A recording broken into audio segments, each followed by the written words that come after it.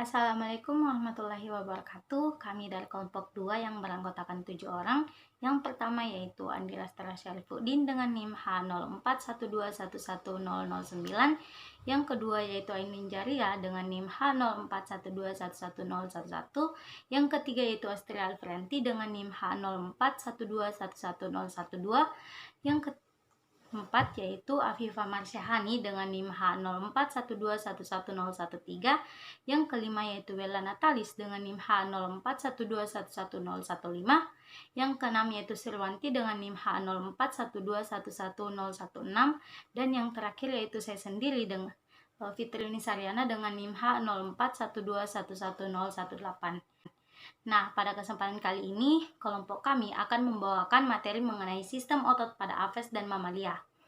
Sebelum melangkah lebih jauh ke dalam pokok pembahasan materi, kita harus mengetahui apa sih itu otot.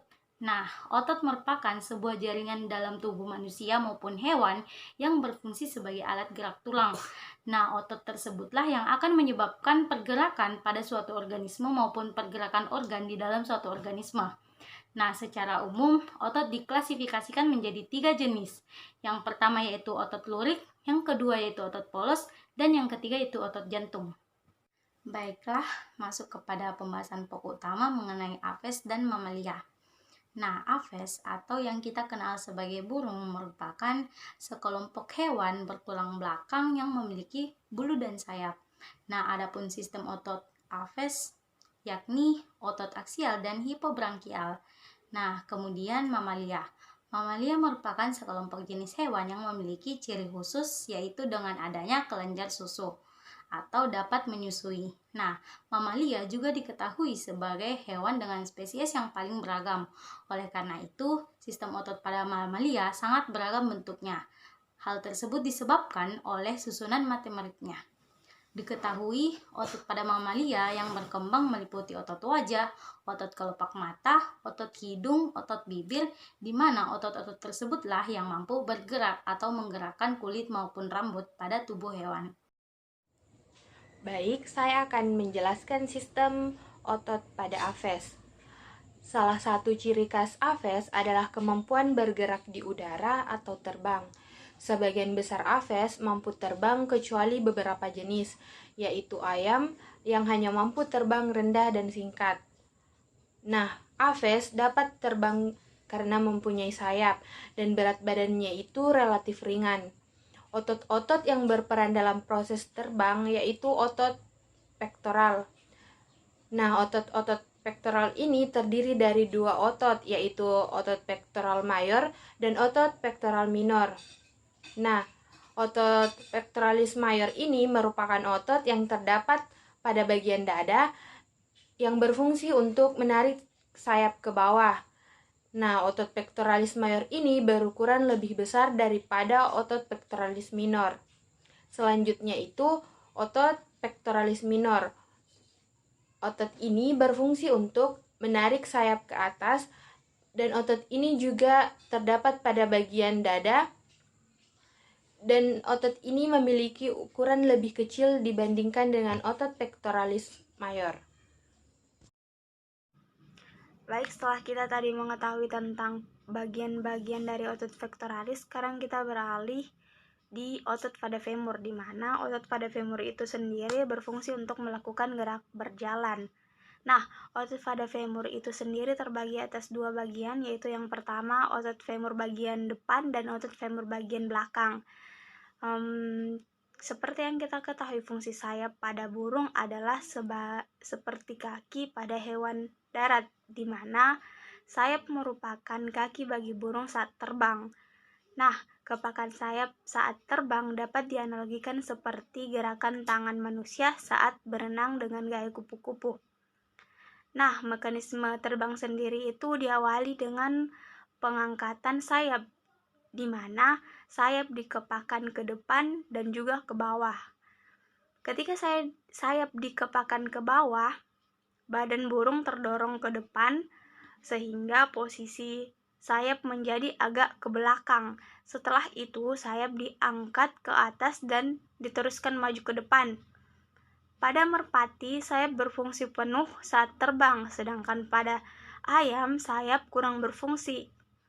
Berkurangnya fungsi sayap pada ayam karena ayam lebih banyak menghabiskan hidupnya di darat dan kaki, lebih berperan dibandingkan sayap. Untuk warna otot pektoral ayam berbeda dengan otot pektoral merpati. Otot pektoral ayam berwarna putih, sedangkan otot pektoral pada merpati sendiri itu berwarna merah. Warna merah merupakan warna mioglobin, di mana semakin banyak mioglobin pada otot, maka semakin merah warna otot. Fungsi mioglobin itu sendiri sama dengan fungsi hemoglobin pada darah, di mana yaitu sebagai pengikat oksigen. Mekanisme gerak otot pada saat apes terbang, di mana mekanismenya itu diawali dengan berrelaksasinya otot pectoralis mayor dan berkontraksinya otot pectoralis minor, di mana sayap terangkat ke atas, kemudian otot pectoralis mayor berkontraksi dan otot pectoralis minor berrelaksasi sehingga membuat sayap tertarik ke bawah. Nah, saat sayap ditarik ke arah bawah akan timbul daya angkat tubuh apes ke atas, di mana energi yang dibutuhkan dalam menarik sayap ke atas itu lebih kecil dibanding dengan menarik sayap ke bawah. Adapun bulu bagian atas sayap juga itu berperan pada saat apes terbang.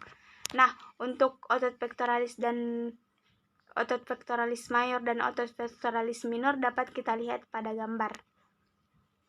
Baik, selanjutnya kita beralih pada mekanisme gerak otot pada saat apes berjalan.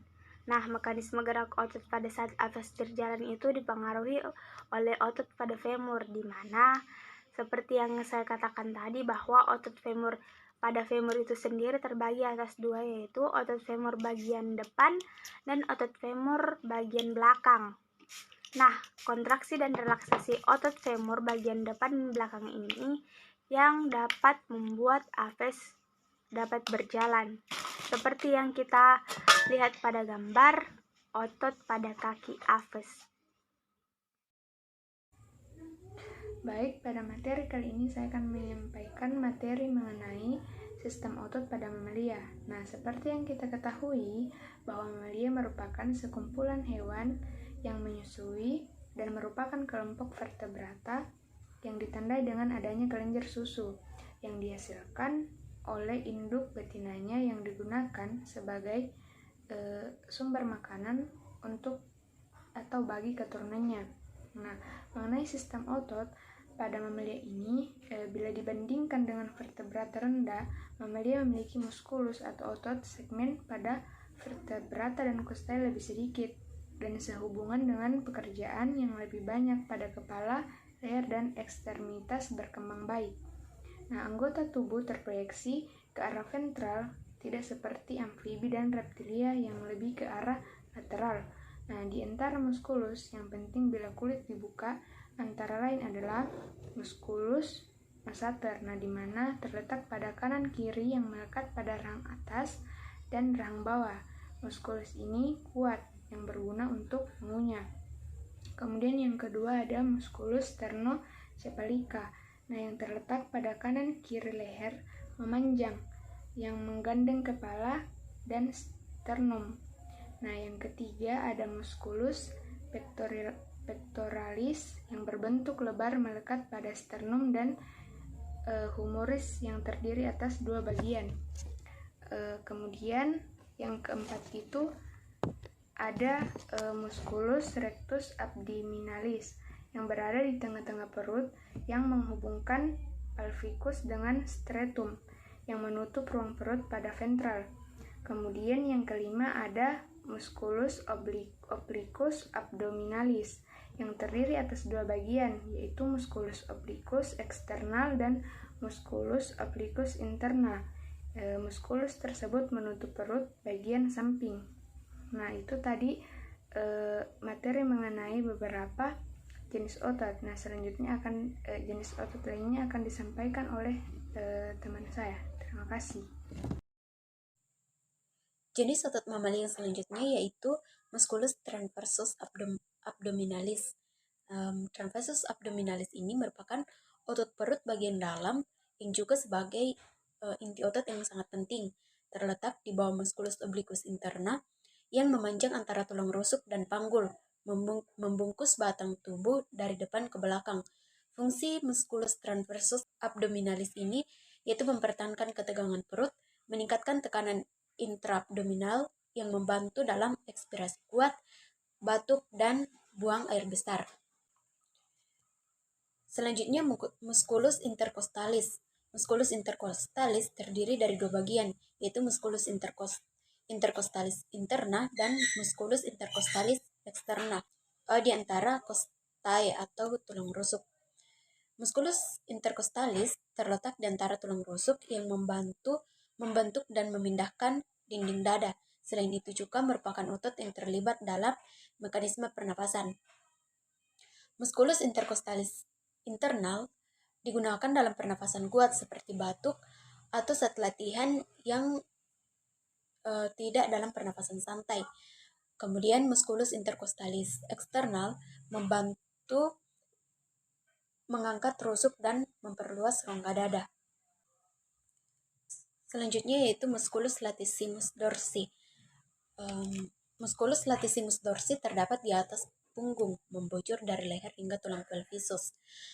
Musculus latissimus dorsi ini merupakan otot panjang yang berperan dalam stabilitas bahu. Yang terakhir, musculus yang terdapat pada tiap-tiap ekstremitas anterior dan posterior yang berfungsi menggerakkan kaki dan bagian-bagiannya. Saya akan menjelaskan tentang mekanisme otot pada mamalia.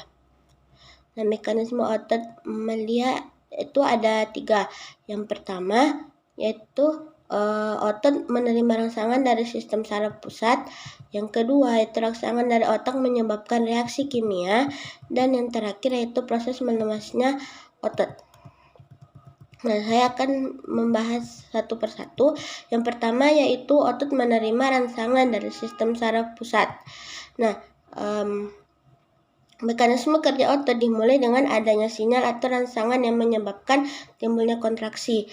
Sinyal atau rangsangan ini itu berasal dari sistem saraf pusat yang terjadi akibat aktivitas otak atau tulang belakang. Nah, yang kedua yaitu rangsangan dari otak menyebabkan reaksi kimia. Nah, sinyal tersebut akan dicerna oleh zat kimia yang disebut dengan asetilkolin. Nah, zat kimia ini yang akan menyebabkan berbagai reaksi kimia pada otot.